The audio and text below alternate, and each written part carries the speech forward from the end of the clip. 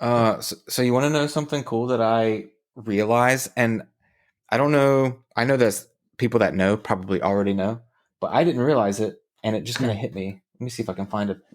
You have apelin, diplin, and hydrapyl, Mm-hmm. and then there's the other one, the other two, right? Hydrapyl is like the new one, right? You know what I realized that they are? Apples. No. Well, you know they're dragons, right? Yeah. Or they're dragon type. Yeah. They're worms. Yeah. Like WYRM. Yeah. But they're like apple worms. Yeah. Like WERM. Yeah. It just hit me, and I thought that was so clever. Because I used to think they were a bad design, you know? I was like, apple dragons? Like, seriously? But they're like worms. Like the dragon worm. Play on worms. Yeah. Yeah. Yeah, I thought that was really cool. And I just learned it. Or I didn't learn, like I didn't see a video, but it just kind of like clicked. I was like, I think someone said worm, and I was like, worm. And then it hit me. What's going on, everyone? Welcome back to a new and continuing podcast of Born to Be Nerd. My name is Lance. My name is Ethan. We are doing part 2 of our retelling or just our journey and experience with our trip to Japan last month. Last episode, we talked about Osaka and Kyoto, which were probably the biggest hitters of our 3-stop what you call it? The golden tour is like what it's called. Yeah. Yeah. It's definitely where I felt the most connection to Japan. Yeah. You know, I forgot to tell you, you know what I've been doing this week? I found this channel in Japan. Yeah. I found this channel. So I've been playing like games while I've been off. And I found this channel called Ambient Exploration. That's what it's called. Mm-hmm. And it is, where'd you go? It's a channel where this guy straps on a GoPro and he just walks through villages or cities in Japan. Yeah. He does other countries too, but like I've been watching his Japan videos where he's like, it's like a morning in Osaka and he's just walking through the neighborhoods and the city of Osaka. It's all quiet, just like when we were getting up and going out for coffee and stuff. Yeah. And he just does that for 2 hours, you know, like 1.5, 2 hours. So I've been playing games and just putting on his walks. And it's just like, he walked through Kyoto and is like going through some temples and stuff. And it's just like, you hear the birds chirping or whatever, the wind. I watched one yesterday that was going through Kyoto in the snow. Bro. I was like, I remember the crunch. I was there. Man. Yeah. But yeah, it's that. I don't know what you call it, but I miss it. Yeah. So if you guys haven't watched the first one or listened to the first episode, part 1, you should go back and listen to that one and then come back and listen to this one. Mm-hmm. But if you have listened to the last one, buckle in. Yeah. Yeah. We went to Osaka first, spent 4 days or 3 days. It was 4 days there. 4 days. And then we took the Shinkansen for like 10 minutes back to Kyoto. Was in Kyoto for 3 days, right? 3 or 4. Yeah. Yeah. And then the long Shinkansen back to Tokyo, which I want to talk about that trip. Yeah. Because that was, I think what I've told people is that I had a great time on the trip, but the most fun I had was on that Shinkansen back to Tokyo. Okay. So let's start with the Shinkansen then. Yeah. We did things differently on the way back. Mm-hmm. On the way there, we were all jet lagged, and I don't know. Like I got up and moved around a little bit on the one there, but I also just tried to sleep as best I could on the way to Osaka. Mm-hmm. On the way back, we're all rested up, and we had been in Japan for a while, so we were feeling a little like more adventurous and like willing to, like explore, I guess. And so me and you both got up. Yeah, pretty early on.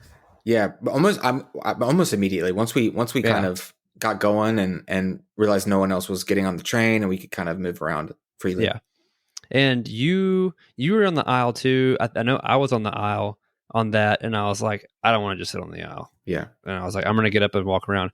And then I was just like, oh, I could just take pictures from this vantage point in the middle of the trains, you know, as opposed to trying to get over the girl that was sitting next to me, or, you know, Jeff was on your side. So trying to get like pictures through the little porthole window.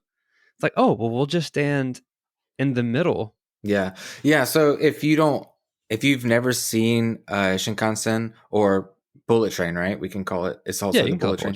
Potato. If you don't know, there's these main cars which have these looks like it's kind of like a plane car. It's like 2 seats, like rows of 2 seats. They're very comfortable. The seats go way back if you want to just chill and sleep or whatever. They have little table trays just like an airplane. But then there's these connecting cars, which that's how you load on and off. But there's also bathrooms. There's some private rooms if you need to do some like office extra work. Storage there for your for bags and stuff too. Yeah, there was like a family room, like a changing room, just kind of like a multi-purpose room. And the doors that we load on and off of have these big windows. So that's what we used as our kind of main window to the outside. And I could do a whole podcast on my photography journey. Yeah. But I just want to like kind of explain my experience with that, because when I was in high school, I was extremely into photography. Me and a group of my friends would go on what we called adventures every weekend, where we would just drive to different parts of, you know, our city, the cities around us or whatever, and just like get lost and then take pictures of what we found, you know? But I lost touch of that, you know? And then you gave me your camera shortly before the trip, and I brought it with me, and slowly throughout the trip, I got more comfortable with it. Got more comfortable with using photography, you know, techniques and things like that again. And so by the time we got on that Shinkansen, I was feeling really good with it, you know? And so I was eager to, with the scenery, the beautiful scenery that we were getting, I was eager to try to snap some shots of the landscapes and stuff. So that's what we did. Me and you hopped into that main car. You took one window, I took the other. Yeah. And we switched a couple of times. Like I remember I did switch the windows a couple of times because like it was weird how sometimes the views were completely different. Yeah. You'd have like these crazy industrial areas on one side, and literally on the at the same time, on the exact opposite side of the train, it was nothing but like mountains or farmland, or, you know, it was just like the complete juxtaposition of what the other vantage point was. So, I mean, that alone is, if you're a photographer, dude, like don't even think about it. Just go to the middle of the trains or in the middle of the cars and just take that vantage point, because you're going to get so much. We were in that, I was in that room, me specifically. I don't know how long you stayed in there because I was lost in the sauce, but I was in that car for 2 hours with my music playing and my camera in hand. Just, I mean, I had everything on manual. And so I had the lens in my hand, and I was just like making micro adjustments and like zooming in and out and like focusing in.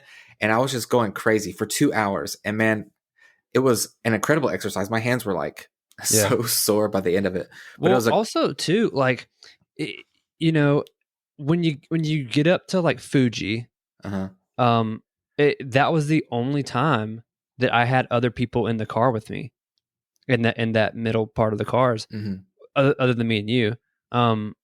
When like the photo opportunity for Fuji came up, like obviously a bunch of people came to those windows and those parts of the cars to try to get photos as well, which is like understandable. But that was like, I mean, that legitimately was maybe 2 to 3 minutes. Yeah, it was of fast. The entire train ride back. Like it was so fast, and that was just like when I don't even know, did the guy even come over to the intercom? Did the conductor say something about like, okay, Fuji's going to be on the left or whatever? No, I don't remember. But it was really short. So I mean, it's just when like everyone was like, oh, you can actually, like, you can see Fuji, like you can really see it.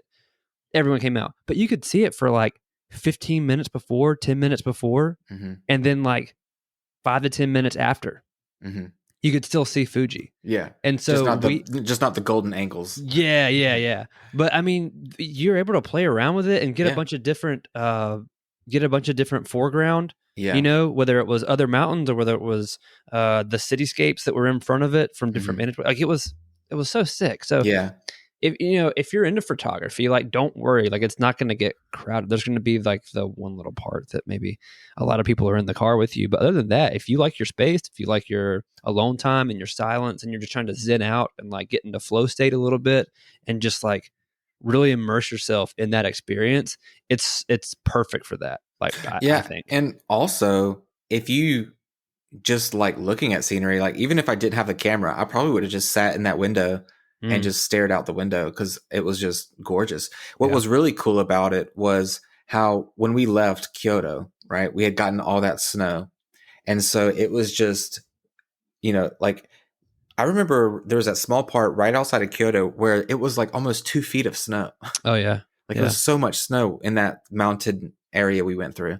And so we got like, it was like heavy snow, and then there was actual like snowfall that we were catching, and then it died down a little bit. So it's just kind of a snow covered landscape.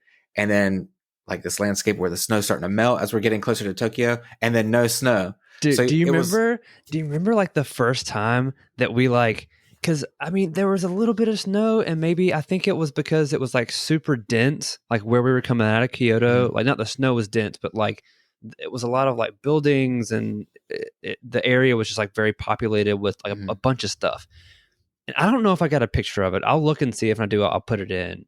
See if you got one. But like, there's a part where it goes and it's like it's really condensed and shit. And then we went into a tunnel, and we came out of the tunnel, and it was just like open field of like just white that led all the way up to the mountains. And I was like, oh my God. Like, I mean, it was so unbelievably beautiful. Yeah. It just came out of nowhere. Yeah. I mean, it was stunning. It was, like I said, that was the most fun I had on the trip because I was so engaged with what I was seeing, trying to like capture it, I was focused on, when I was adjusting my camera, I'm like, okay, I want to catch like what's in front. I want to catch what's behind. I'm looking at the mountains. I'm looking at the sunlight. I'm looking at the snow. I was just so engaged with what, that 2 hours. Yeah. And it was like, it was a brain exercise to work on those techniques. It was a visual exercise to try to like see, photo opportunities. And it was so fun. So fun. I had a great time doing that. And I did get some cool pictures. I think I swapped. It was cool because there was one moment where the side that I was on mostly, the mountain came right up to the windows of the train for a while. So there was nothing there. So I went to the other side, and it's like mountains going into the ocean. So I'm just like, okay, yeah. So I'm just snapping shots of this. There was a part where a Ferris wheel came into view, and I tried to get pictures of this Ferris wheel on the mountain with some snow. But the train's moving very fast. So, and I don't think we talked about it in the last one, but I tell you something that like is very shocking when you experience it for the first time is when the two bullet trains pass each other. Oh yeah. Dude. Yeah, man. Yeah. Especially because there are a couple times where I'm like through my viewfinder, and I'm like right up against the glass, and it's just wow. Yeah. And I was like, holy shit, you know what I mean? Yeah. It's so funny. Every time that happened, my brain was like da na na na na na na from Your Name. Every time the trains passed each other. Yeah, that's funny. Yeah, it was. It's a really cool thing to do, and I mean, summing up like everything that we just said, taking the Shinkansen is just such a good way to see so much of Japan and like so much of different regions. Like you're getting cityscapes, you're getting countryside, you're getting the seaside, you're getting the mountains, you're getting these crazy little. What was the one picture that you were showing me that you got where it was they were playing baseball? Yeah. Oh, yeah, I'm still working on that. Dude. Yeah, it was I was just talking about that yesterday. It was just cool. I didn't know I had it until I was, going through it, my photos. Yeah. But you have Fuji in the background. Then you have this cool, really long bridge, probably another bullet train or something. And then that's in the distance. You have the city that you're seeing all of. And then right up under where the train is, it's just a baseball field. And you got some people playing. I got a couple pictures of different like moments of that. And then one of them, there's this guy like teed up, ready to go. It's pretty cool. Yeah. Teed up? Is that what you say? I don't watch baseball. Teed up? I don't watch baseball. That's either. T-ball, right?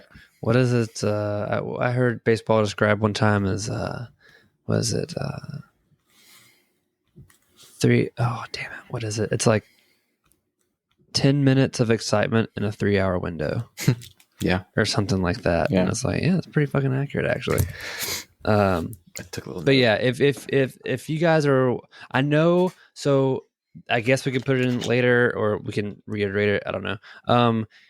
If you're planning on going to Japan and you booked through, I don't know if people know, as of right now when we're recording this, March of 2025, if you buy tickets to Japan through Japan Air, while you're in the country, you can also buy tickets to prefecture to prefecture within Japan for free. Travel is free if you're buying an international flight to Japan through Air Japan. I don't know if a lot of people know that. So you can do that, but I don't know how long that's going to run. So if you had the chance to do that, obviously do it because that's free. But even if you do get to do that, still take the Shinkansen somewhere at least once because it is an experience. It is really, really cool. Yeah. Yeah, Shinkansen is definitely worth it. Just going through, I think my favorite was going through the countryside parts where there was like all these small traditional houses. Yeah. Just packed up the mountain. Yeah. And then there would be like, I remember there were spots with these little pockets of houses on the mountain, like these little, like right where the mountain has a valley. And then you just see these pockets of like 100 houses. Yeah. It's just really cool. I got this one. I don't know if I got a picture of it. I hope I did. If I did, I'll put it up.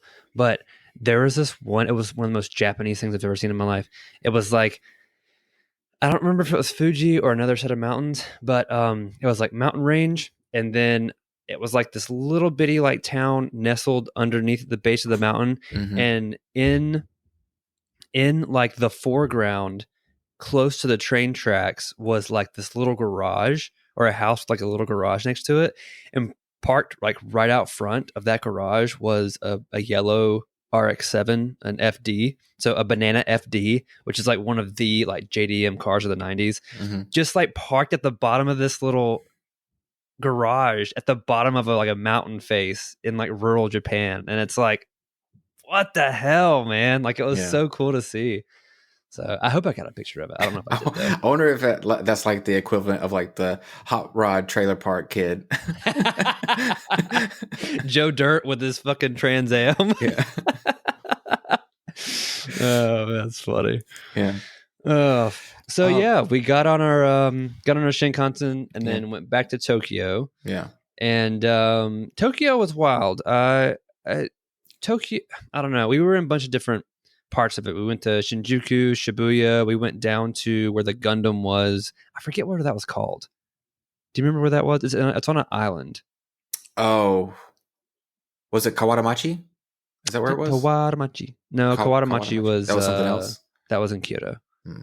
I cannot remember where that was, but we went down to where the big Gundam unicorn Gundam base to scale statue is. Yeah. And me and Jeff went to Daikoku, which is that was out. When we get to that, I'll talk about it because that was kind of crazy. We stayed slightly north of Akihabara, and that was our main goal. It was really close to Akihabara, actually. Yeah, I mean, we picked it because it was close to Akihabara. But so, we talked about how, like, before we planned our trip, we wanted to spend a good maybe 2 days in Akihabara. And so we planned out to put that at the end of the trip so that we had the whole trip to kind of, spend money how we wanted to. And then we would know what our budget was going into Akihabara, assuming that we were going to spend a lot in Akihabara, Yeah. But I mean, knowing us, that was like, it was a safe bet. Yeah. I think it was wise to do that. I think it was. But it wasn't what we thought it was. No, it wasn't. Yeah. And I want to talk about that because me me, I mean you too, but me, like Mhm. talking for myself, this incredibly huge nerd who like obsessed with anime. All I do is watch anime. We go to like the anime heaven of like sanctuary of the world, Mhm. and it was just like not as exciting as I thought it was going to be. Yeah, no, I think that I expected something more like a Dotonbori, Mm-hmm. but with anime, and what it and I've heard that it's changed. Now, I'm prefacing this by I've also heard that Akihabara is not what it used to be, Mm-hmm. as opposed to like being able to find stuff A for a good price and B like a lot of the places are being changed over. Like a lot of Mm-hmm. the buildings are being renovated, and then all those shops are being forced out into other shops of a more like fashionable business model are being put into those shops. Mm-hmm. You know what I mean? So I have heard that, but yeah, I kind of expected something like a Dotonbori esque atmosphere, Mm-hmm. but with anime, and that wasn't what it was. It was No. just a lot of skyscrapers that was floor to floor to floor of different anime shops, which is like cool, Yeah. but it was It was. also a lot of repeating It things. was. That's what it was. It was so commercial. Yeah. Felt, and it felt And it like was like a. everyone knew exactly what they had. There weren't Mhm. really deals. I didn't. Yeah, I was so excited because I had watched so many videos before, like years throughout the years of Akihabara, and Mm, like finding the Game Boys and the Game yeah. Cubes and like these old like game consoles, like all these unique and limited figures and like all these these gems, and I was so excited to find these hidden gems for myself, and then we get there, and it felt like each of these buildings was its own convention center, Yeah. and they were all just very commercial and very copy paste from one to the other. Hmm. It's like I feel like the most I saw that I wanted was at the book offs that we visited. I was going to say that. I was like, dude, the best deals that I remember finding were literally at the book offs. Yeah, yeah, Yeah. Whether it was either the, I mean, I got a couple Pokemon cards from a book off. They're nothing crazy, but they were just yeah, like old Neo cards that were cool. yeah. Um, and well, the Queen's Blade thing was kind of a bummer when I got the Queen's Mm. Blade thing, because that's not what I thought it was. But I got to learn to read But it was $5, Japanese. right? Yeah, I mean, it was literally $5. It is a cool box set, but You should have got that fully coolly box set. I know, but the same thing. It was for Progressive, right? It was just for Progressive, and Yeah. it was just Japanese, no subtitles. Yeah, I'm pretty sure. yeah.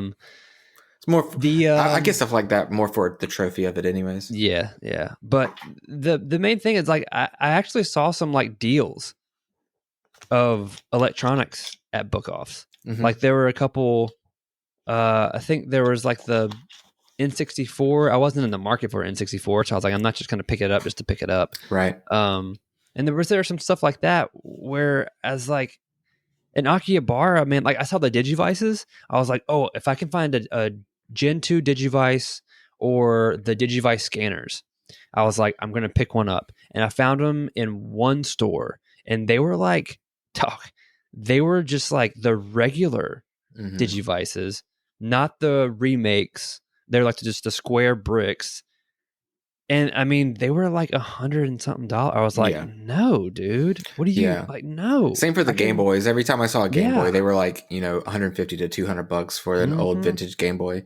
Which I mean, I get it. Like they're vintage items, but that's not what I thought we were going to be walking into. Yeah, these weren't sealed. They weren't like in pristine condition or anything like that. Like you could tell they'd been used, and it was like, guys, Yeah. come on. Yeah. So there's going to be a yard sale at some point where we'll find one for much cheaper. Yeah, in like another 15 years. Yeah, maybe.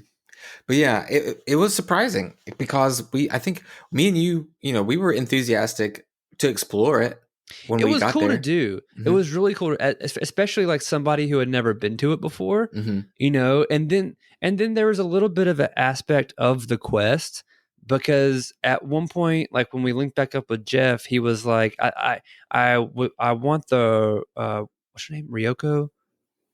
Raikou? That's a Pokemon. Um, from Tenchi Muya, blue hair. Yeah. From Tenchi Muya. He was like, I want to see if I can find a statue or a figurine of her. And I was like, well, dog, if we're gonna find one, this is gonna be the place we find it. Yeah. And we went to how many buildings? Yeah. Of going floor to floor, and we never saw one. Mm-hmm. Like, and I mean, Tenchi isn't Dragon Ball Z. It's not Pokemon. It's it's not Gundam. Shows of that generation that have that huge of a following. It's not that, but it's not small. Like, people know what Tenchi is. Like, I mean, it was always on Toonami, and different iterations of it were on Toonami. So it's like, it's not the smallest show in the world, and we didn't find anything. Yeah, I thought I was expecting to see these figures or books or art pieces or whatever of anime that doesn't really get the hype in America that I would expect it to do in Japan, for series that I personally like, but I don't really know many people who enjoy them the same, I thought I was going to see stuff like that. But it was just One Piece and Demon Slayer and Chainsaw Man and Dress Up Darling and the same ones every store you went to, just the same sets of figures every floor. Like, we even in the same floor, because we went to the big one that everyone talks about, and it's like different vendors owning different parts of the store. So like, you'll see a set of figures for one price here, then you'll see those same sets over here for a different price, and you just kind of like pick which ones you want or whatever. But yeah, it was like, I've been to quite a few anime conventions now, and it's gotten to the point where whenever I visit, I go to the convention center, the exhibit hall where all the merch is, and I'll walk around really quickly, see if there's anything unique, and then if that's it, I'm done, Yeah. And that's what this turned into. We spent 4 hours there, which compared to the 2 days we thought we were going to spend walking around, Yeah. it's very different. Just, we did our shopping within 4 hours. We walked around. I was like, is there anything else you want to see? Like, I don't know. Yeah. We were looking on our Google Maps for things that were sticking out, and it's just much of the same, Mm-hmm. But yeah, I mean, I don't know. Like, it's cool, but it's not, because we could have spent a lot of money there, and we ended up not having to spend that much money. True. I don't know. I wish it was more like it's not that I wish I bought more. It's just that I wish that there'd have been more like unique items that felt like they were for me, like that oh my god moment. You know what I mean? Yeah, I wanted to and connect. There kind of with wasn't. It. Yeah, I thought there would be more of a connection to Akihabara for me. Mm-hmm. I thought I would have these moments where I'm just like, I would never be able to find this here, or never be able to like connect with a fandom like this anywhere else, Yeah. And it wasn't quite what I thought it was, but I think it's good that I was able to, both of us were able to make that, like, get that understanding, instead of having these naive like goggles on. It's like, oh, it's Akihabara, it's amazing. The fact that we were, I'm glad I was able to consciously say, it's not what I was expecting. Yeah, because then I think anybody, if you are an anime fan, I'd say go to it. Oh yeah, for sure. I would just say maybe we should have done more research. Maybe do a lot of research on the specific shops that you should, check out. Because I have heard that off Broadway, like off Akihabara, there are still some good stores there, but it's off of the main quad area, with all those buildings, and off the main strip. So maybe like just do your research a little bit better. Maybe I'll go back if I, go to Japan when we go to Japan again. Yeah. I definitely plan on visiting again. It's like, it was still like, I'm being critical because of my expectations. Right. But it was still really cool. Yeah. It was cool. I still had a great time exploring it, like the hentai stores alone were super freaking cool. Like something I didn't expect. I was like, oh, this is rad. Yeah, I mean, you and I have talked about how we're both like that. Where I was really excited to get some good dojins, like And that was cool. Like you don't get stuff like that here. And Yeah. so that was really cool. There's stuff like, there were moments like that. That adult store that we went into, where I got my friends the magnets and stuff. Like, oh yeah. That place was awesome. Yeah, that was fun. That was just like, holy shit. Yeah, there's little like those places that kind of pull you out of the commercial of it were my favorite parts of it. You know, yeah, for sure. But yeah, if you're a huge figure person, then it's definitely for you. Mm-hmm. I'm not huge into figures, so yeah. But I mean, the deals, like there's these vendors with just buckets and buckets of figures that are just open with like price tags taped on them, you know. And I'm sure you can find some awesome deals there. Yeah. I almost got some K-On figures, you know. I love my K-On.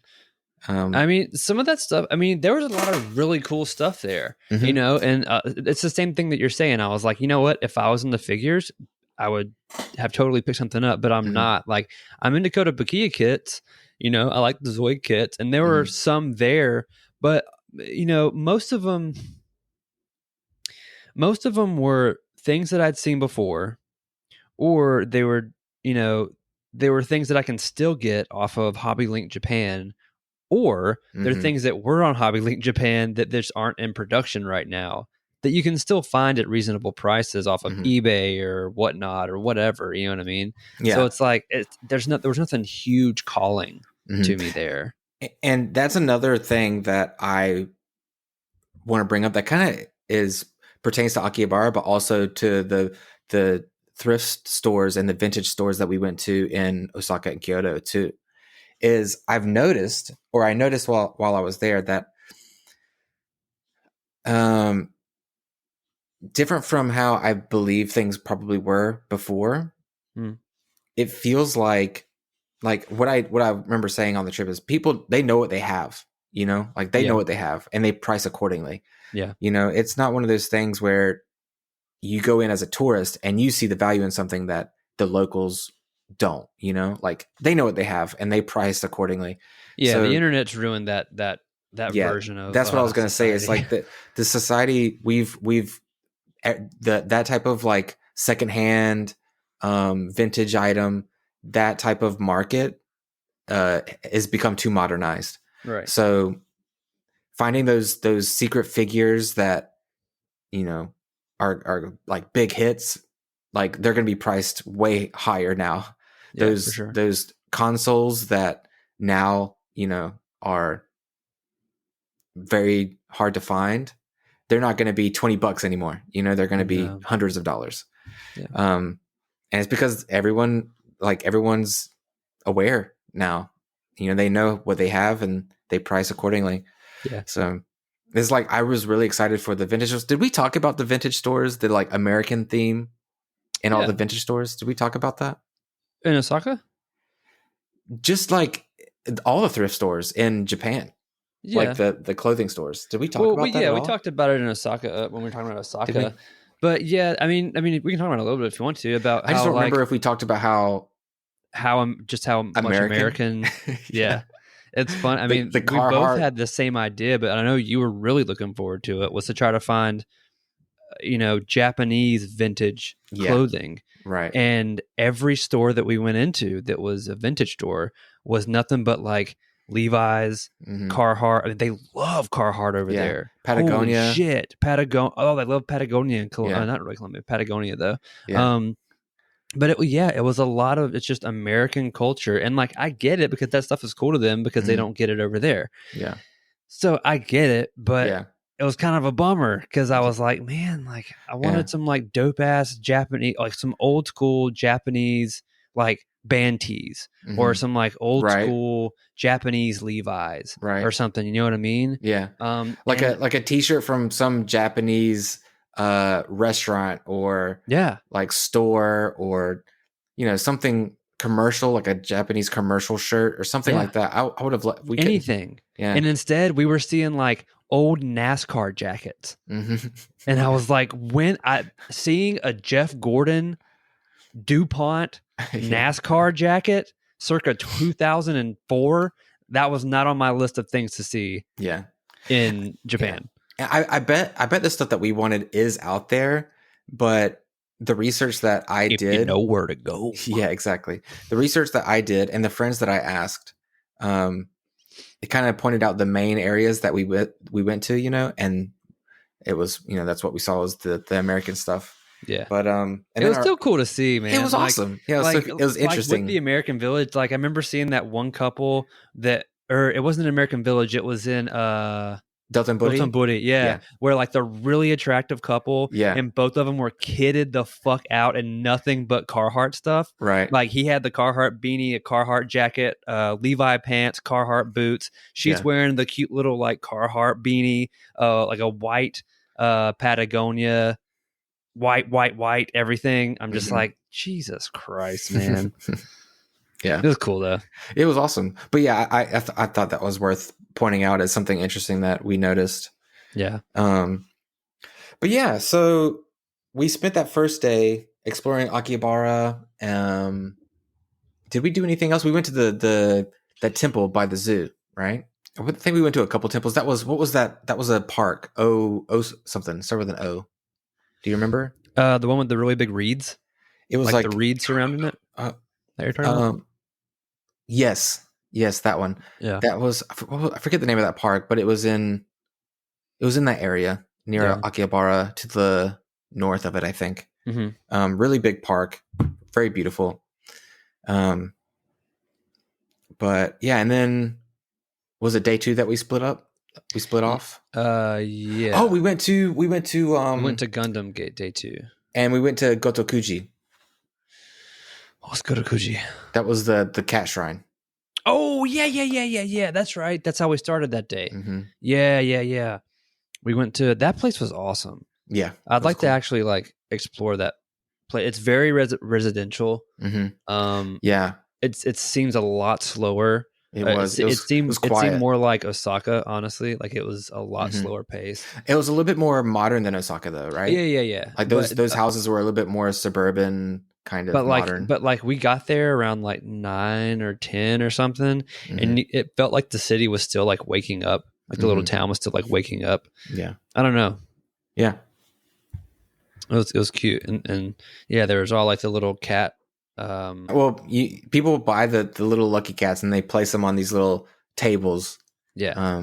So the shrine just has hundreds of these little cat figures. But it was cool. It was like we were only there for like a couple hours maybe, and then we had to take the train back to. That's when we went to the Gundam. Thing. They had the is it called a pagoda? Oh yeah, they had a pagoda. Yeah. It was like a 3-tier pagoda, as opposed to the one in Kyoto that we saw that was like a 5-tier. Yeah, but and then there was that. I remember there was that. I don't know if you saw it, but there was that big rock with inscribed, and the writing was Jujutsu Kaisen, like the same font from Jujutsu Kaisen. Oh really? Yeah, I'll give you a picture. I don't remember that. Yeah, it was cool. It was like I was like, that's Jujutsu Kaisen, which I mean makes sense because Jujutsu Kaisen is based off of like, they kind of stay within a shrine, and it's very like, supernatural and stuff. So it would make sense that they used the font that they've seen in like these shrines or whatever. But my nerd brain saw it immediately. It's like, hey, yeah. But yeah, then when we went to the Gundam base, we did that. You tried to do the Digimon stamp thing. Yeah, they were having like a little stamp rally. So, and I was like, I think I got like literally all of them but 1 or 2. But I thought that it was gonna be something like with Digimon, and it wasn't. Like, I was like, maybe it's like a Digimon store or something. And I was like, that'd be freaking cool. But it wasn't, and so I was like, oh, whatever. We were already like not pressed for time, but we had things that we had to do. Like that was one of the things, But a little tip: if anybody wants to go to the Gundam statue, there is a Gundam base there, and there's a little store like by where the Gundam is at the foot of the Gundam itself. It's a little bitty base thing. Like, it's a little store. You can buy some stuff in there. But the actual Gundam base is inside the mall, and you have to get like an appointment time. Mm-hmm. Like you can't just rock up and go in there. Like they keep it, I'm assuming because it gets really, really packed and absurdly busy. So, and it seemed like it was also kind of a museum itself. Like it's not just a store. Right. There's a lot of artifacts. There's a lot of there's a lot of cool collectibles that are on display there at the store. And so that on top of it being a place where you can buy stuff, they want to keep the line moving. So you have to get a time, but the time when we got there, it was like 2 hours. It was more than that. It was like 3 hours or close to 4. It was a long time. Mm-hmm. So if you're planning on doing that and you really want to go to the Gundam base, before you go to the actual Gundam, go up to the Gundam base, get your ticket, and, hopefully there'll be enough time. You can like go to the Gundam, see all that, take your pictures, go get something to eat for a little bit, peruse a little, and then hopefully your time will come up. And I'm sure on different days of the week, it's a faster system. But on the day that we went, it was either Sunday or Monday. I can't remember when we went. It was Sunday. We went on a Sunday because that's when that was the day that I had the tickets for Daikoku. So it was Sunday. So Sunday is kind of a back day. So maybe on like a Monday or Tuesday or something, it's probably better. But if you're wanting to go to the Gundam base while you're there to see the Unicorn Gundam, get your tickets first, and then go see the Gundam. So then that's right, because it was Monday that we split, and you did your trip, and I what did we do before that though? We went somewhere because we split on the way back. Yeah, so you split. I don't know where you went. We went to the girl bar, or not the girl bar. Yeah. The muscle girl bar. Yeah, but what did we do together before that? I don't remember. We went to the Gundam, and then we ate, and that was on Monday there, and then that's where we split. But that was Monday then. That was Monday? It had to have been, because the reason I say it was Monday, because we were supposed to get tickets for Sunday, because that's the day that we were back, and we weren't able to get tickets for Sunday. Yeah, so that was also Monday. The national holiday. That's right. It was a national holiday. No, it was Sunday night, because Monday was the national holiday, right? No, it's the opposite, because we got back on the Sunday, and when we went on the Monday, because on the Sunday is when I was trying to get tickets to it, and I dicked around, and by the time I actually bought the tickets to Daikoku, the it was sold out. Yeah. You're trying to get the cab, yeah, and so we ended up going, and that's why it was so busy on that Monday, because it was a national holiday that day. Yeah. And so I thought it was going to be booming because people were off, and it was not. It was what? Like Akihabara was really busy until about like 8 maybe, and then it just like I tried to venture off, and everything else outside of Akihabara was just dead. Yeah, and I was tired of like looking at shops, so I ended up just going back to the hotel and watching some anime, which was nice because I went to 7-Eleven, I got some snacks. Yeah. And then it was the first time in the trip that I watched anime. So I was just like chilling, watching anime. But you had a cool little adventure if you want to talk about it. Yeah. So we split off. Me and Jeff went over to, we went to there's this bar in is it Shinjuku? No. Yeah, it is. It's over in Shinjuku. It's a Muscle Girl bar. And so it's exactly what it sounds like. It's your bartenders are these girls that are pretty damn muscular. So for me, that's awesome. And they do stuff. They do some wild stuff. You can buy muscle bucks with real money, and then you pay them the muscle bucks to do specialty shots or like specialty drinks, right? So there's this one they do, I think it's called a slap shot. And this, I did not do this because no one gets to touch this face for free. No one. We're going 1 for 1 if we're doing that. So this one guy, he was this little Canadian dude, and he had glasses on and everything. And he went up there, and so he paid the muscle bucks. And what a slap shot is you take the shot, and then every girl in the restaurant or in the bar that works at the bar, all these jack chicks, slaps the fuck out of you. And I don't mean like, there was one girl that did like a, like a little, okay, like a little tap. Everybody else smacked the dog shit out of this man. I mean, it was just, and there were like 12 girls that worked it there. I wonder if he knew that that's what it was going to be. No, I don't think he did. Because this dude, they were hitting him. This one girl, like, it wasn't like a slap, like a this. It was like a jab. Like she straight up went like that, like a jab but open hand, and it knocked his glasses off. I was like, oh my god. And then the last girl was our waitress, and she did like the power slap thing where she goes and then just swung from her hip, dog, and it knocked his glasses off. And they give you these earmuffs so you don't get like cauliflower ear. They're like soft earmuffs. It knocked the earmuffs and its glasses off his head. Jeez. It was crazy, but it was so fun. It is a bit of a cash grab. Like it's kind of expensive. It was one of the more expensive things we did, but it is cool. You get to go in for like an hour and a half, and like all the girls are really nice. And obviously, like it's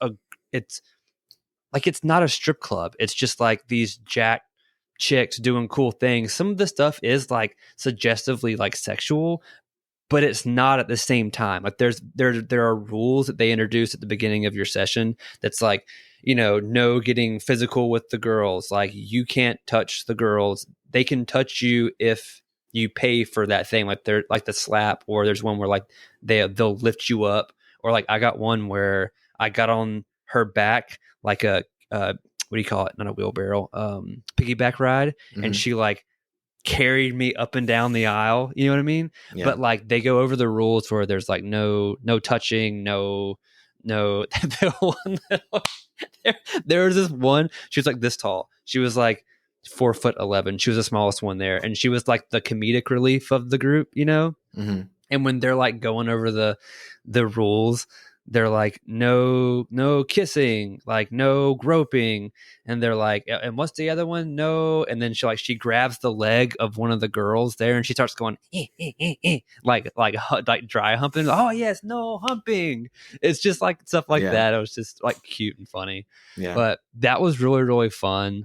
And then later, the main thing we were wanting to do that night was go to Daikoku, PA.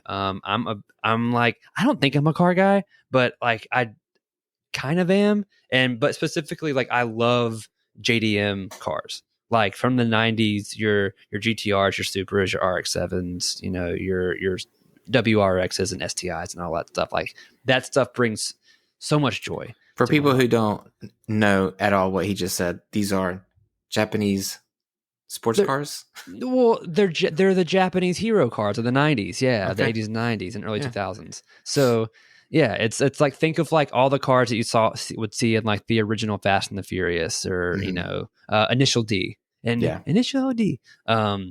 So one of my dreams was to go to this place called Daikoku, PA, which is a parking area that all these. It's basically a car show every night of the week, an unofficial car show every night of the week, where all these supercars or all these, really well-built cars or little shit boxes will meet up. And so, but to get there, you can't take a bus, you can't take a train. It's literally it's a parking area. So it's off of the highway, but it's like in the middle of the ocean, or like, it's like you got to go a long ways out, right? So we booked this little tour thing. This guy shows up. It's like this I don't know if he was like Norwegian, and then his partner who drove the other car was a Kiwi, so he was from New Zealand, and it was cool. They took us there, and we get there, and I mean, here's some of the car. I'll just show some of the cars, whatever. But it was kind of a letdown. Daikoku was, because it was a national holiday. It was a Monday, but when we got there, the guy was like, "Don't worry, it's a national holiday, so there should be some good cars out tonight." And I was like, "Oh, well, sick, okay." And we get there, and there's maybe 20 cars there, which for Daikoku is not a lot. Right, like that place gets packed. So I was kind of bummed, and we were there for like legitimately like 25 minutes, and the cops broke it up. Like because there's actually, it's such a big place for cars to meet up that there's actually a police station at Daikoku, PA. And when there's too many cars there on a given night, they'll bust it up. So cops busted up, and we had just gotten there, you know, and we were like, this actually sucks, you know? So we get in the car, and this dude's like, okay, well, we're not going to go back. All the cars are going to another location. We're going to go there and see some more cars, yeah? And so we were like, all right. So we bombed from Daikoku out to this other place, which is a place that I wanted to go to, but I did not think I was going to get to go to on this trip. And what it is, it's like a concrete island. It's an artificial island that they made. That's this huge parking area, and there's like shops and everything on it. But you take the, oh God, what is it called? Like the Oceanic Highway, I think is what it's called. And it's the highway. It goes under the ocean, right? Like 10 kilometers. It goes under the ocean. I'm going to say it one more time. It goes under the fucking ocean. And you're riding in this tunnel under the ocean for like 10K. I'm about to ask a really stupid question, but I need to know. Yeah. It's just a concrete tunnel, right? It's a concrete tunnel. Yeah, okay. You can't see. You can't see the fish. That would be some wild shit. No. I was like, I don't know how futuristic Japan is. But, yeah, no. I mean, it's crazy though, because at some point you are like, holy shit, like I don't see an end. Yeah. This is wild. Like this is a tunnel underneath the ocean, and I don't see an out. This is crazy. And but then you come out and you come up, and it looks kind of like the bow of a battleship in a way. It's like what it reminds me of the structure where you're on. How do you build a tunnel under the ocean? Dog, obviously there's digging involved. But how do you clear the water out of the tunnel? Because you're digging under the water. You're digging under the ocean. Into the ground? Into the ground. But there's got to be water in the ground. There's definitely water there, but I don't know how they do it. I literally don't know. I don't know. Like this kind of thing is where like, you know, all the people who are like, we're in a matrix and we're in a simulation. It's like, yeah, because I can't explain that shit. I'm sure there's an absurd amount of engineering that goes into it that makes it realistic and it makes sense. But I can't get my brain around it. Yeah. So we go to this new structure, right? And this place is where they have like RX-7 Day, which is this huge RX-7 meet and all this stuff. And we get there and we pull up, and as we pull up, I see S13 Rocket Bunny kit. I see, I think it's a GTR and S13 with like Liberty Walk kits. I mean, it's like it's what I wanted. Like it's what I want, you know.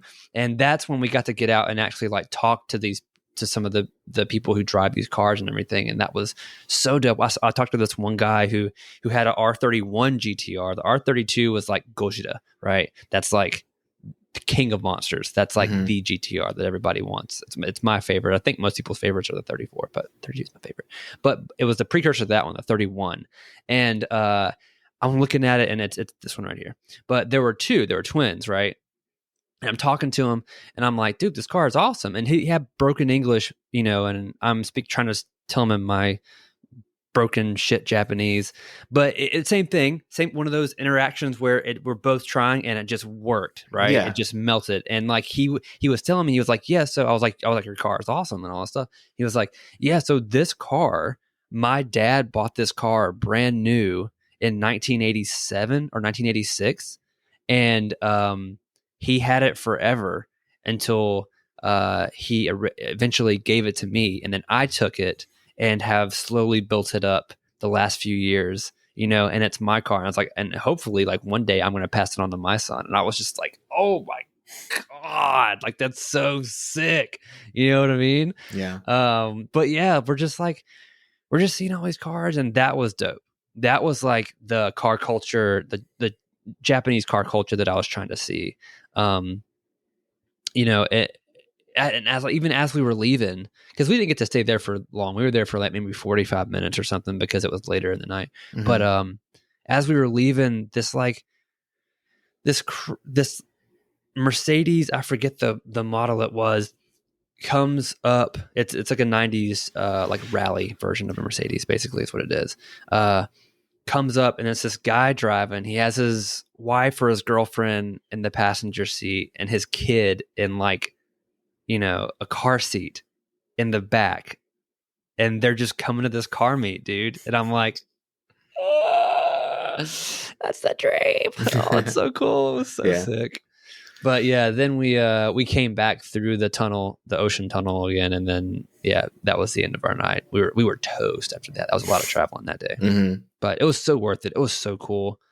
Yeah, that's awesome. I think even not being a car guy, I would have enjoyed it, but I was like, they're both actually car people. Yeah. I'm gonna let them go and do that, and then I can just kind of like have a moment to try to maybe explore something on my own. Because my goal was to find a little like a show. I wanted to go to like a concert or something, but there's nothing happening that Monday night.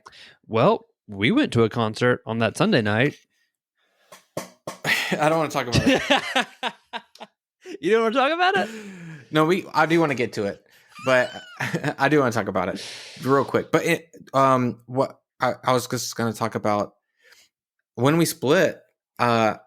I originally went back to the hotel to get settled in. I wanted to I think I like put some stuff away and then I left or whatever. But before I got to the hotel, our hotel, that Section L hotel, it was at the bottom of that hill. And we had been coming in and out of it for the last couple of days. And I was like, I wonder what's at the top of that hill.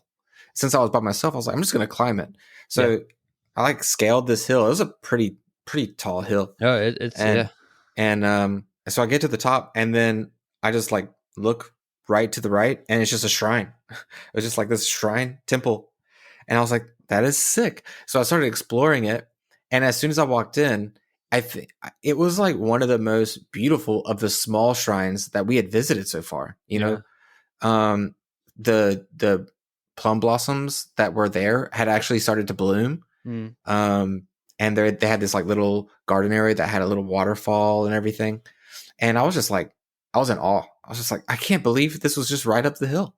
It was so cool. I was I told myself as I was walking up the hill, I was I want to do this because it's got to be worth the climb, right? I'm gonna get it to the top of this thing and be I would this was worth it, and it was. And I remember Miley Cyrus. Yeah, I love that song. I'm not gonna lie. It's a great song. It's a great song. But yeah, I remember I was taking photos of everything, and I had this wonderful interaction with this older lady. She saw me taking pictures, and she was asking me, she's like, "Are you getting are the pictures coming out good?" And I was like, "Oh, I think so." And I was showing her, and she was trying to give me a pointer. She wanted me to do something, but she was speaking in Japanese and using language that I have never learned. Yeah, technical Japanese. She was just using vocabulary that I had my lessons hadn't gone there. Yeah. So I was like, I don't know what you're saying. And I was trying to pull up my Translate app and record, and I would hit the mic and it would say record, and then she would speak into it, and then nothing would happen. And I'm like, I don't know what you're saying. And I know what you were doing. Just a side note, I know what you're doing because I did it 10 times. What? It would be in what you were trying to say, which would be English, but you were trying to press for her to say something in Japanese back, but it was still stuck in English. Maybe. So she was trying to say something, but it couldn't record whatever the hell she was saying. Yeah. It's very possible. I did that a lot. Yeah. But I was, she was pointing, and so I was like, okay, maybe she was pointing at these so the entryway was blocked by 2 big sticks of bamboo. And she kept pointing at them. I was like, does she want me to get the guardrails in there? So I tried to take a picture a little lower, and I was I showed her. I was like, is this? She's like, no, da. I'm like, I don't know. She was like, can I? I was like, yeah. So I gave her the camera, and she's taking pictures. She's kind of small lady, just taking pictures with the camera. And she basically just wanted to get everything. She just wanted me to get a wide angle of everything, which it was cool, but it wasn't very photogenic, and plus I was trying to capture the beauty of the garden, and I didn't really want the skyscrapers in the background to be in the photo, but it was cute because she took the pictures and stuff, and then she was giving me these history lessons of the garden and stuff. She was pointing, she's like, this. And she would explain something, and I was like, I don't know what you're saying, but that's really cool.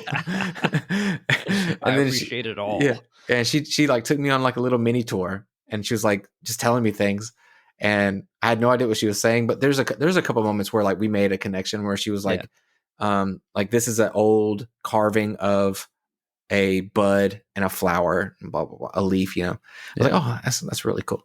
But then she was like, she was like, I gotta go. That was really fun. I was like, yeah, that was really fun. Thank you so much. But it was just such a beautiful interaction that like, just me by myself having like a little moment, and again, it goes into to what I said last time of how so many of our awesome interactions were with the elderly in Japan. It was like so many, but yeah, that was my little solo adventure. And then I was like trying to find a concert. I wanted to see a female-led light rock band. That's what I wanted to see. I wanted to see like Bocchi the Rock, K-On, because those are my favorite like music anime, Not that like I compare everything to anime, but I love J-Rock and like, like female J-Rock bands, Lisa and Aimer and all these other bands. Like I love that stuff. So seeing like some locals is what I like. Me and you were trying to find some shows before we even went there because we were both like down. And I found a venue that had like lots of pictures of J-Rock bands on it and stuff. And I was really excited, but I like made it halfway there. And no, I went all the way. I went all the way and it was just lights out. It was just like dead silent. But that was where I found that awesome bridge. And so I gave y'all like a little tour the next day. Yeah. Because I wanted to show you all the cool things that I had discovered on my little solo trip. Yeah. You want to talk about the concert? I mean, we don't have to if you don't want to. But it no, was I mean, like... it's something that we should bring up because we were, we were trying to do some unique things, trying to find some interesting things to like make some memories and see like some not necessarily super touristy spots of we wanted Japan. A little like underground show. Yeah. Yeah. So I was looking at like the what do they call them in Japan? They don't call them like shows. They call them idol. It's no, the whole like all of those they're not rooms. They're, what are they called? What were we searching up? Not music room. Showroom? No. a live house. Live house. That's what they called them. Live house. So I was just trying to see like, are there any nerdy anime themed live houses in Akihabara, Hi. Yeah. And I found that one and I was like, you want to try this? And you're like, yeah, let's go. So we go. And it was like an open mic night idol show. Yeah. So yeah. Anyways, it was like an open mic night for people who want to give off idol performances. Yeah. They do covers and they dance. They dress up and everything. Yeah. And we were when we got there, when we got there, the only spectators. Yeah. When we got there, it was you and I, and I'm assuming the manager of the venue. Yeah. We're the only three. And then slowly, one by one, a few other men showed up. And it was just not the vibe. I'm trying to be as like understanding. We both are, because we don't understand it, and I am a very open-minded person. Yeah, very. We just talked about Dojin and hentai on this fucking podcast. Yeah, to this day, I don't understand what I saw that night. So you have I will say, first of all, I did not expect the idols to actually be singing. The idols actually sang their songs. It's to a track, but they actually sang their songs. Did not expect that. So that was actually cool. What I also didn't expect is for these grown men in the audience there would be like this breakdown part of songs where the idols would dance and there would be just a music breakdown going on. when the idols would be dancing and doing this thing, every motherfucker in there knew the words to all these songs.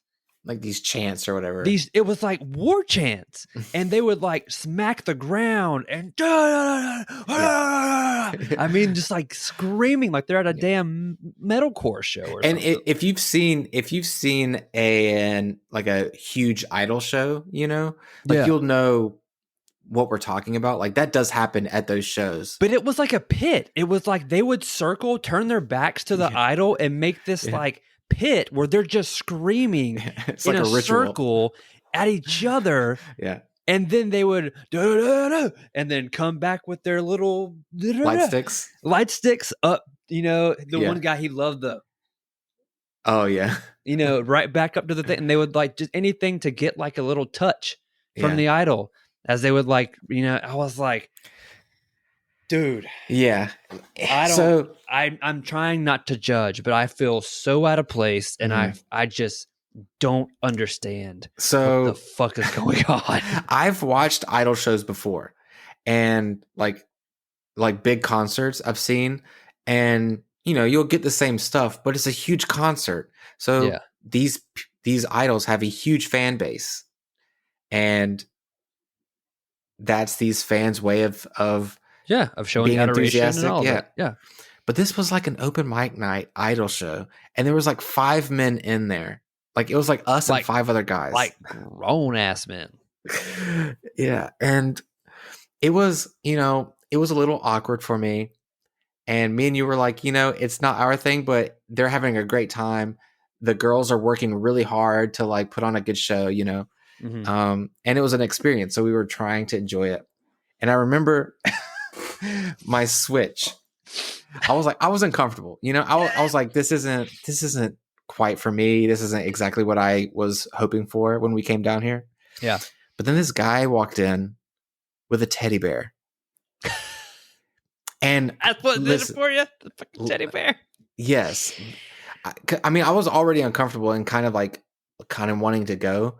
And I don't want to, I'm not judging this guy at all. I promise.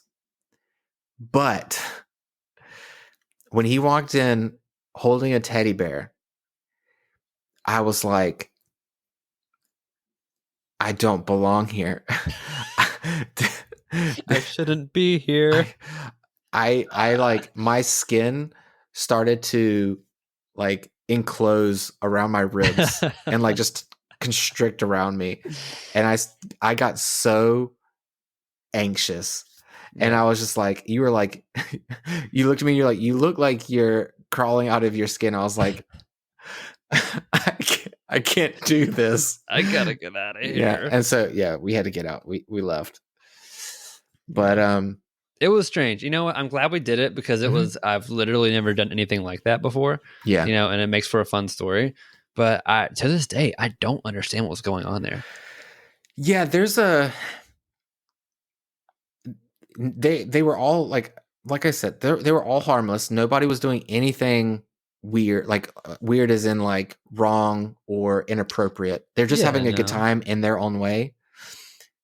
But it does like that type of interaction is there's something to that, that level of like. Here's what it felt like to me, because it was so performative. When they start going, I mean, should I include a video? Yeah, I think it's fine. I'm gonna show a video. Okay. I'll probably like turn off the sound or something, but while they're doing this, it was like, because they get so loud. Like, I mean, they were as loud as the fucking music. You know what I mean? It was like they weren't there to see the show. It was like they just wanted to be like a part of a show, and they wanted to be in the show, but they don't have the courage to actually go up and do a performance. Yeah. But they want that. And so that's how they are in the show. Yeah. Well, I know that there are people who do that as a hobby, like do that type of like performative interaction at concerts, like idol shows and stuff. Mm. But to do it at something as like when you're doing it with like 50 other guys and y'all are just like, that's your thing to like put on the like, it's almost like doing crowd surfing or doing a mosh pit or something. Yeah, like it's their way of like contributing and like enjoying the show, I guess. Yeah. But it was where we were that made it so much worse. It was the fact that we were in this like open mic night idol show, 9 floors up in the shittiest elevator that I've ever been on. Yeah. Like, and it was 5 of them. And it just didn't make sense. Yeah. All right, moving on past it. That was like one of the last experiences we had on the trip.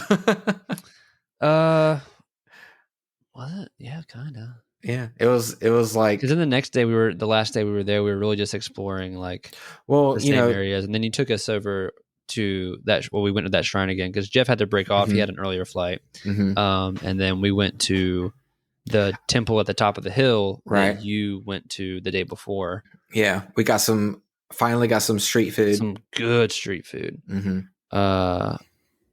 Did that, and then just walked around taking more pictures and stuff, man. Yeah, we went to the bridge. We went to the creepy vending machines. Oh yeah, that was wild. There was like, what was all in there? Was like a phone in one? I have a picture. I'll send you the picture. It's like the picture I have. There's like a beetle, like a robot beetle. Bugs. Yeah, yeah. It was like little like motorized bugs. Yeah. A little bucket of beads or bells or something. Oh, there was cans of soup. Cans of curry. Yeah. So strange. So weird. Boxes with like homemade stories on them. Yeah. I watched a YouTube video about that place, so I was like, I want to take them to this weird vending machine location. It was also the only vending machine place that I ever saw that had like actual trash around it.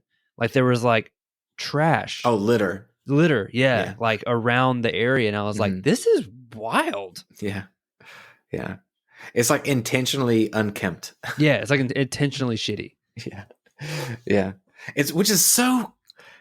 That's what's so interesting about Japan is like everything is intentional. Yeah. Like everything is, for the most part, very clean. So you know that being left dirty is left there just to give off the aesthetic that this place is like dingy, grimy, and gross. Yeah. As the selling point of that location. It's just interesting. It is. It's funny. Yeah. But, yeah. That was pretty much Tokyo. To Tokyo for us. Yeah. Any other things in Tokyo really stood out to you? At least, we didn't spend as much time. I think another trip should spend a little bit more time exploring the other parts of Tokyo that we did. I think so too. Yeah. We might have more of a appreciation for it. I think just being our first time, we just fell in love with Osaka, and then we had like the experiences that we had in Kyoto, and so Tokyo, because we were only there for like 3 days, basically, it didn't have the same hold on us as the other places did. Yeah. I mean, don't get me wrong, as a nerd, like it was really cool seeing these huge anime billboards and these like or like when we came up, remember when we like kind of got lost going through Shibuya, like trying to figure out where everything was, because they were doing construction on the subway. And so we had spit us out on another part where we didn't know where. We just kept following signs or following green blocked off paths. We're like, I don't know where we're going, and finally it shot us out at Shibuya Crossing, and we walked up. We were like, "Oh, yeah, that's the crossing there."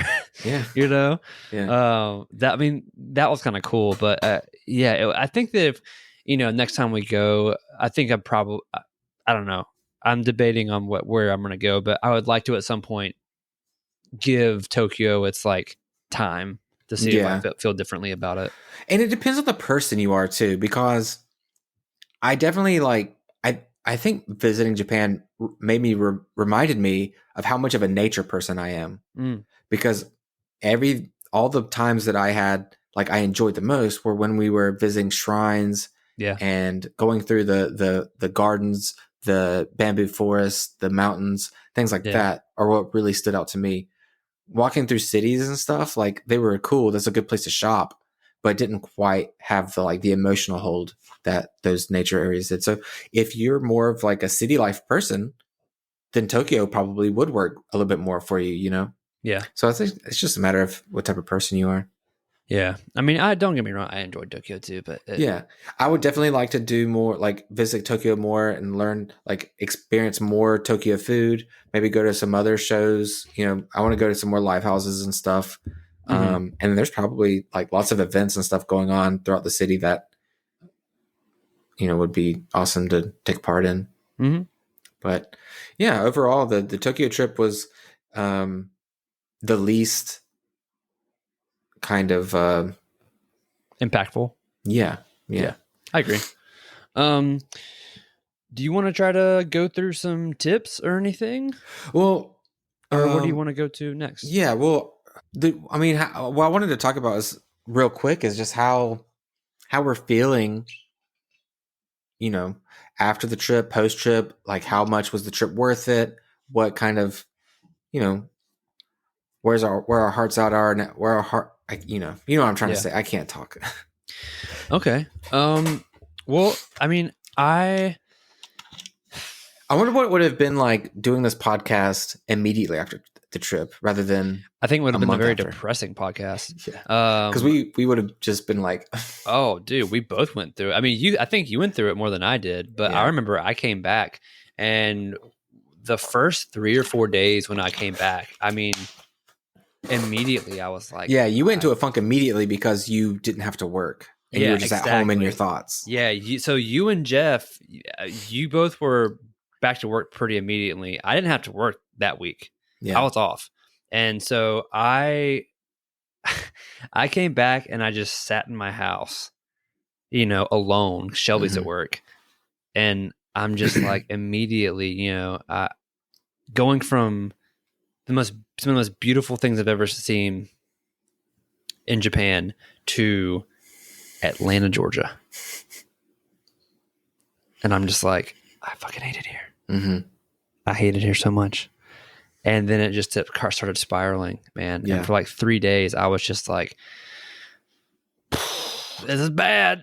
This is real bad. And then I was like, all right, I got to get out of the house, you know, and went out and rode my motorcycle and all this stuff and walked Hudson. That was definitely all helped. And it's better now. Now I can look back at it fondly. But I think something that's crazy that people don't think about, I definitely didn't think about it, was just like how to go from this like high, like, and not just a high, but like consecutive days and weeks of being on just like cloud, like you're cloud nine. So this is something, okay, so that's something that I told you that my friend Victoria, me and her were talking about. She's over in Auckland, New Zealand right now. That's where she's been for a while. And I think she's going to be there for like 6 months or something. But I was telling her about, and she was like, have you ever heard the concept of a thin place? And I was like, I have no idea what you're talking about. And so apparently this is kind of woo-woo. But there's what's woo-woo? You sent me that in a text message. I don't know what woo-woo is. Woo-woo is like, it's fugazi, it's fugazi, it's fairy dust. It's like not real. It's like Eastern medicine, like air quotes, Eastern medicine thinking, like you're going to massage your ankle and then your sinuses are going to get better. It's like bullshit. You know what I mean? Uh-huh. So there's this idea of thin places so there's our plane of existence, our realm, and then there are other planes, other realms of existence. And there are thin places throughout the earth that when we visit those places, the veil between realms of paradise becomes very thin. And she was like, it sounds like for you, Japan was a thin place, that wherever you're there, that veil is so thin that you can't help but feel elated. And I was like, damn. Yeah. I never have thought of that. I never even heard of that, but it makes sense. Yeah. So I don't know. I mean, we talked about it multiple times, and since we've been back, but it's like, I'm definitely going to go back, and I want to find a way to go back more. Yeah. For a longer time. Yeah. Do I think it's worth it for anyone to go? Yeah, absolutely. I mean, we're obviously some people who this was like the top of place where I wanted to go in the world. I mean, it's Japan and Thailand. Those are my two, and those are my two big ones that I want to go to. And Japan even more than Thailand. And so for me, it was 100% worth it. Tickets are honestly like, save up. I mean, if you save up for it, you can, and that's something that like we've kind of talked about. It's over there right now. The exchange rate is so cheap, or it's so good for the American dollar anyway. You're gonna be able, if you're not just buying everything, like you're gonna be able to extend your dollar for a long time because of how cost efficient it is over there. I remember that guy. You remember that guy on the at the airport that was very doom and gloom about Japan? Yeah. Yeah, he was like very pessimistic about the future of Japan. He was like, y'all might be on the last wave of how it was. And I was like, God damn, bro, don't take that shit. Yeah. I don't he seemed very intelligent, but I also didn't quite buy everything that he was saying as far as like how bad it's going to be. I could tell that he knew what he was talking about. So I don't want to discredit anything he said, but he made it feel like Japan was going to change so much that it was like not going to be visitable, and I just don't believe that. Yeah. That place has been pretty consistent for thousands of years. Yeah. So with like growing development, obviously, but yeah, it's one of the places that I would say has changed the least as far as how it works. But yeah, I think you and I got a general ticket there, but my friend who went there for his honeymoon, he used an app that gives you like deals and just picked a ticket when it was its cheapest. So him and his wife went for like $400 plane tickets round trip. Yeah, which is insane. Yeah, and they went for just a few days less than we did. So yeah, I mean, depending on what your availability is, there are ways to get there cheap, and there are ways to like going with the group. I think helps. So, whenever you're splitting an Airbnb and stuff like that, especially with hotels and Airbnbs, that makes. I mean, $100. We spent, I think, maybe $500 a person for the entire 2 weeks. Yeah, that we were there. Yeah, maybe not quite. I think it was less than that. Yeah. So not bad at all. And then we probably did Konbini food more than a lot of other people do. Yeah. We didn't really do any expensive dinners at all. So, most of my money was spent out of choice buying, a tons of stuff from the Pokemon Center and stuff like that. So, yeah. Do you still have your candy? Yeah. Oh, mine's gone, dude. Mine was gone like literally the first week. Mine was gone. Yeah. Oh no! Oh my! Ooh, the Muse, dude. The Muse wafers are it's so good. Vanilla and the strawberry. Yeah, dude. They're so good. I don't usually have much of a sweet tooth, so they stick around for a while. Sorry, I'm making a bunch of noise. Sweet tooth, white man's bullets. But yeah, this is my favorite though. That's a good adorable. Box.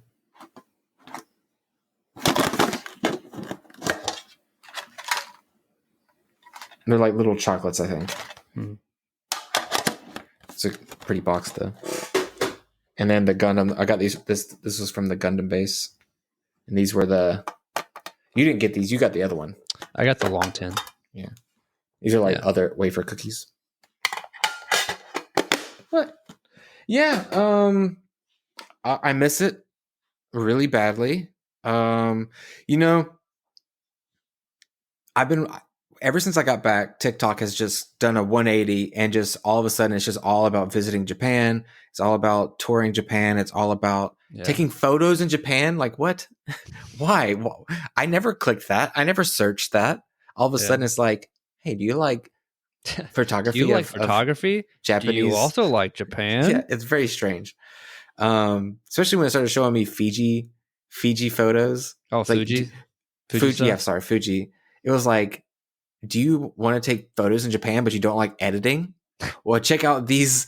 What do you call film simulations? From Fuji. Yeah, I was like, this is literally what I had to listen to. Dude, you can't get away from it. I know. It's just crazy. But anyways, I have seen there have been a couple of videos of people talking about living in Japan and what that's like, and the positive and negatives, pros and cons. Because I've talked about it. I've thought about moving to Japan throughout the years. Yeah. And visiting, I was like, dude, I don't want to live where I'm living. Mm-hmm. But it's tough because I watch these videos and these people are like, it's when you're visiting as a tourist, you're free, Right. And that contributes to a lot of the magic because you have no responsibilities. You can just do whatever you want. And that's clearly what we're meant to do as human beings is whatever we want. We just can't, And so a lot of people have advised to think about that whenever planning to move, because once you get a job, reality kind of sets in. Yeah. Yeah. And so, it's kind of made me pull my foot off the ledge a little bit, Well, I heard this quote of someone. They were talking about moving to Japan or moving anywhere. It just happened to be in Japan where they were talking about. And they were like, if you're miserable doing the job that you're doing in America or in England or wherever you are, moving to Japan isn't going to make you like that job anymore. Yeah. And unfortunately, if you're doing a job, you're still going to be there 8 to 12 hours a day. Mm-hmm. Like that's just the reality of a job. So they were like, if wherever you want to move, if it's Japan, if it's wherever, find something that you enjoy doing it. Because if you enjoy doing it there, being at a place that you also enjoy is only going to make it 10 times more enjoyable. Mm-hmm. So he was like, find something that you can do that you enjoy, then just do that in Japan. And he was like, that's the idea. Yeah. I mean, obviously, ideally, if I could because what I would want to do is own my own business, So if I could do that in Japan, then sure. Grindhouse burgers in Japan, dog. Yeah. But I'll tell you, there's another part of that idea, which is kind of like the inverse of it, which is, I was talking to my brother about my fears, about like, I don't know if I would like the work, if I could find a job that would make me happy to be there. I don't know if people talk about being alone and stuff like that. And then he was like, yeah, but you don't like your job now and you're alone now. You're unhappy now. Yeah. You don't like where you live now. I'm like, I guess that's true. I could feel all of those same feelings, but be in Japan mm-hmm. and be able to walk outside and be in Japan. Yeah. And be able to go to the convenience store and eat in Japan. Yeah. I mean, there's also that there's that thing about feeling like your self-worth, right? Mm-hmm. And it's like the water bottle thing where it's like if you put the egg and then you put a match in the bottle. Yeah. And it pulls the egg into the bottle. Yeah. And then pressure and then it explodes up. That's really, really I thought cool. It pulls the egg into the bottle. Yeah. Afterwards. And then it builds up pressure and eventually it shoots the bottle back out like a cannon. Out. Yeah. It's really, really cool. And then it stinks real bad though, because you've mixed egg with now egg water. It's just really nasty. No, but it's like, think about, and what got me thinking about it was literally when we were on the top of the mountain, at the top of there, how the prices changed on the drinks. Mm-hmm. Like usually like they were like 120, 130 yen. And up there they were like, like 250 or 300 yen. And I was like, same bottle of water. That's the idea. Is like, if you look at a bottle of water, its value at a certain location is 120, right? And then all of a sudden you go to on an airplane where you're like, how much is this bottle of water? And I'm like, well, if you want the bottle, it's going to be like $5. Yeah. It's like, well, nothing's changed. The bottle of water is the exact same bottle of water that it was down in the airport or at the gas station. The only thing that's changed is the bottle of water's location. Yeah. And so maybe your worth is just, and your self-worth is only what it is because of where you are. Yeah. So if you change where you are, your self-worth is gonna feel so much more.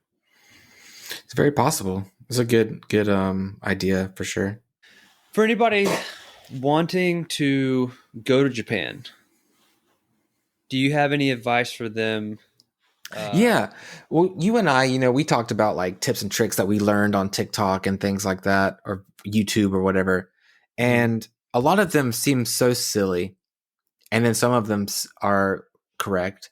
But then there's some, I think, that you and I experienced that we were like, no one ever talks about that. And I thought it would be interesting to like go over things that are 100% real, some things that aren't necessarily as big of a deal, and then some things that like we notice that are never talked about, but probably are very important or important to us to share. Yeah. Yeah. I mean, I tell you, one of the major ones that just helped in interactions with people is like the importance of gratitude at the end of everything, of the end of every interaction. Like, we were talked about it with the guy at the coffee shop and the guy with the flower book, and everywhere at a konbini, everywhere. It's like at the end of his arigatou gozaimasu, and it's showing this or oishi desu or whatever, this gratification or gratitude towards what they've done immediately like helps the situation progress. It helps that interaction so much more. So that's something that I would definitely say, like, if you're trying to like speak Japanese and you can't, like, if you've got like a small vocabulary, which most people probably would, just end it with kudasai or end it with arigatou gozaimasu. You know what I mean? Yeah. Like, just try to be as respectful as you can. Right. It seems like a no-brainer, but like, you don't always do that here. Always do it there. Well, that's a big thing is in Japan, like everyone treats other people the way I wish people would always treat me here, because everyone treats, like, people are treated there as with like, what's the word? Consideration. Everything is treated with consideration in Japan. The way like the like intercoms and stuff, giving out both Japanese and English for not only for language barriers, but for also like visually impaired, things like that. The way trash is handled, the way like landscape is handled, everything is done with a consideration. Even small things that I can't remember now that we kept pointing out, like they literally did all of this just to help be more considerate of the people around them. It's crazy. But it's the same thing as like treating everyone whenever you're visiting. Think about how you can be considerate to the people that you interact with. So, especially like Americans can really overstep boundaries, and Japanese people have some pretty heavy boundaries. Well, it's all about us. I don't know if you knew that. Yeah. So, I would say like, think about personal bubbles, whenever you're talking to people. I think I have always noticed how like Japanese people really like personal space. And so not overstepping people's personal bubble, not like overpowering people with your voice, talking to match other people's levels or whatever. Things like that are always super helpful. But there are some like unique ones too, like unique tips that I kind of took notice that we haven't really talked about, but the importance that even you and I missed a couple times. Signage. Oh yeah. Everything has a sign. Yeah. Like they put very clear picture image signs everywhere so that even if you can't read Japanese, you can. It's color coded, or it's something to help you with the signage. Yeah. Yeah, there are signs everywhere for every occasion. So if you are curious about something or doing something new, or even if you're not, you're like, you think you're familiar, but don't do it that often, look for signs. Make sure you're like, just double check for signs around. Because there's one thing that I realized we were doing wrong that we found out later on. And that was the bus. When we took the bus, we went in and we sat down. Mm-hmm. And it wasn't was until clearly marked. It was clearly marked for elderly, pregnant women, and I guess like, I don't remember. Yeah, disability or something. But the front half of the bus is made for like women and elderly and things like that. And so there's a sign, and it had all the images of like what those seats are for. Yeah, behind the seat. Behind the seat. We literally walked in and sat down. Yeah, you don't think about it. We're used to, you just sit down. You sit down.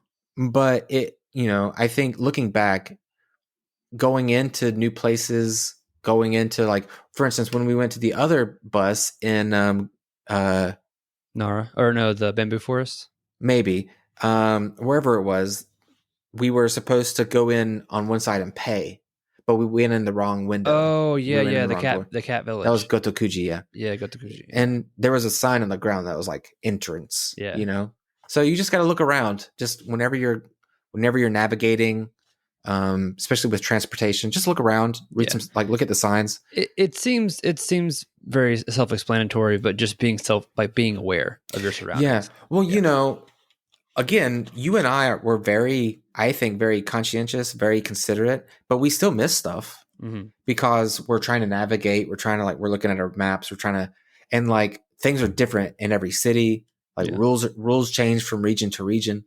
And so we would take what we learned from the last place and apply it to the new place, and then the rules were different. Right. So just taking a minute, I think, like, looking back, next time I'll just take a minute to like look at the signs around me. Totally. Another one, it's a small one, but I think that in a place like Japan, where the currency they use a lot of coins is very prevalent, bring or buy a coin purse day one. Yeah, because you're gonna have so many coins. Mm-hmm. Like, I mean, I actually bought 2 coin purses while I was there. Yeah. Or I got one from the Live House show, and then I ended up using, and then I got the other one from the Pokemon Center. But and I had my camera bag with me, my little fanny pack, so I was able to use that front little lip as my coin purse for most of the time. But if you don't have a camera, or anything like that, just get a little coin purse. Like, here's the one that I have. There's also little coin organizers too, if you want something. Ohio, spelled Ohio. Yeah. As opposed to like Ohio, because I'm awesome. Yeah. Like, that's funny. Taking around a portable chair might be good because there isn't a lot of like public seating. So if you're going to be walking around for 20,000 miles a day or 20,000 steps a day, you might want to take a seat, and there aren't public benches or things like that. Like, you can go into a restaurant for a minute, but if you're, yeah, there's really not. Thinking about it, there's not a lot of like public places to actually sit down. Mm-mm. They didn't really have those. So you can take like little portable chairs. I've seen some chairs that literally fit into like a fanny pack. Mm-hmm. So if you know yourself and know that you will need a place to sit at some point on a long walk through traveling, then think about getting one of those. Bring a tennis ball. Here's what I'm going to tell you. This is what I found out from mine, because I messed up my Achilles really bad on that trip, like halfway through. Basically, we were told by the guy at the airport was like, it's really common with a lot of people because of how the roads are shaped for irrigation in Japan. The roads, they're not straight, they're domed. All of them are domed. So you're walking with your ankle like this. Right. One of your ankles is like that always. And so eventually what it happened to me, and a lot of people happened, is you're putting extra strain on one leg.